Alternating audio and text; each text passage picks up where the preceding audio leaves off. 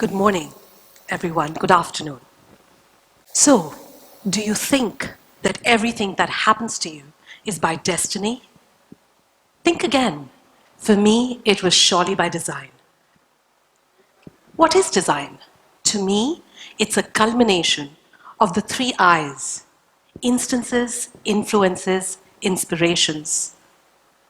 We are a product of our circumstances and a sum of our experiences. And my label is a realization of these experiences. Growing up in India is a sensory osmosis. Vibrancy of colors, diversity of tastes, sounds, scents, people. It all became a part of myself. Simply put, it couldn't get more complicated, especially as an army kid. Change was the only constant I knew.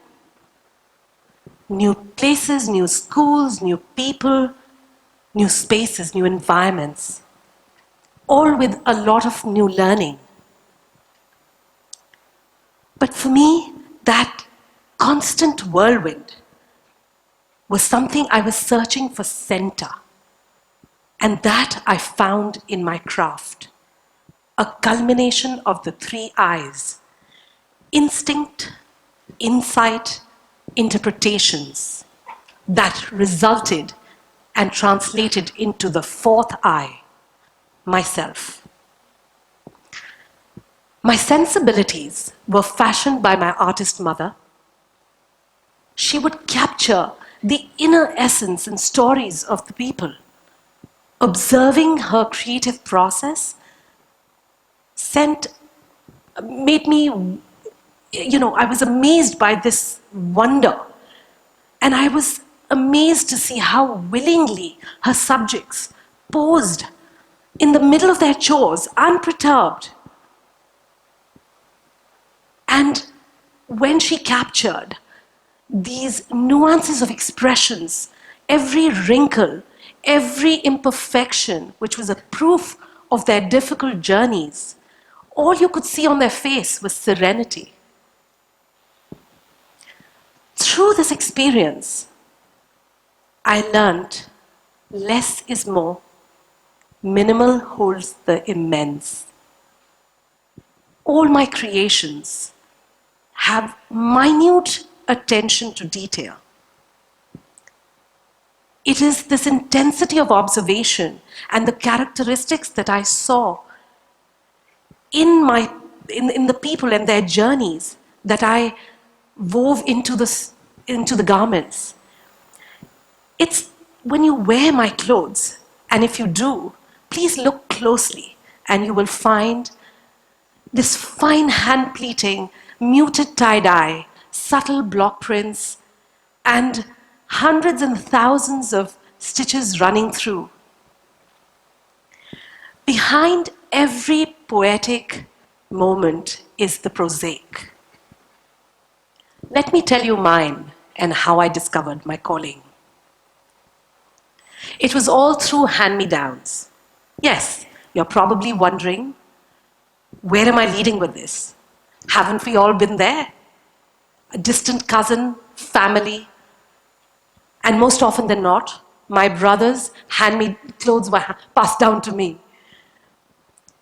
Drowning in his shorts that were 4 times my size, I then realized that it resulted in the androgynous, the gender fluid, the anti-fit aspects of my label that speak of comfort and ease of movement. My personal epiphany was when I was roaming the streets of Paris on my first holiday with my family. All of 14, I found myself looking through a shop window, and I saw it. It was calling to me. Enchanted by this dress, lime green with white polka dots. I was transfixed. I had to have it. It was love at first sight. It's at that moment that I knew that I had to have, wear, and create something as beautiful. That was the birth of my label and my individuality. It was from there that the need to discover my aesthetic, a style that was devoid of extreme clutter. And my art, I had to craft it by stripping down my art to something very organic and very basic, clean and minimal. That was when I said a big yes to no. No clutter, no complications, no frills, pun intended. All art is a form of self-expression and identity. Like most paintings and photographs, the viewer experiences it from the external. But my craft is about weaving the journey and wearing the experience. Many hands pass on the legacy of their communities through every stitch, cut, and detail. And the wearer experiences this through the textile that forms a silhouette, and that silhouette takes shape and is found expression in the wearer, in the person, who then feels the energy of all the people that created that one piece of garment. And eventually, the wearer lends their own personality into the clothing, experiencing it completely, almost like second skin. Every time somebody takes a part of our product home, they take a part of us with them. This great country has diversity, simplicity, and its intensities. It's this intensity that led me to my growth and evolution. Every road has a bend, and my journey too. All of 20, I had my first order. It was a part of a big theater performance, 100 costumes. I dove into it with zero skill or experience, but I did it. It was at that moment that I realized it wasn't a passing fancy of a young girl, but it was my vocation, my reality.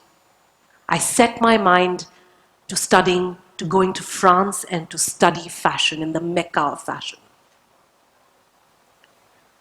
Reality was a different ball game, but I wasn't daunted. After a year's grueling preparation, working under the designer, learning the skills I needed to, I made it to ESMOD, Paris, one of the most prestigious fashion schools in the world. Living in a foreign land with very limited budgets was neither pretty nor romantic, but it was my dream, and I had to make it a reality. I can confidently say, standing here today, that dreams are possible. All you need is vision, focus, and resolve. Upon my coming back to India, I launched my label. Graduates recognized me as one of the future powerhouses of fashion. Even though I had commercial success, it was a challenge to educate the Indian sensibilities to my sense of minimalism with a focus on the artisanal. But I worked on. Many a client lamented the use of a sequin and a rhinestone. I felt like a cultural orphan. I realized that all my decisions were coming from a place of self-doubt. And I didn't feel at par with my contemporaries. I felt less because I had done only 1 year of fashion design as opposed to 4. I discounted my precious work experience, which was far more valuable than any degree. Slowly, I decided that as many creators, who navigate through their commercial and critical ups and downs, that what I must do is stay true to who I was. Eventually, I modified the way I wanted people to perceive my fashion, my work, and appreciate it. I changed the shoes that I sent down the runway. I put belts in place. I styled them uniquely. And that made the difference. There was no looking back.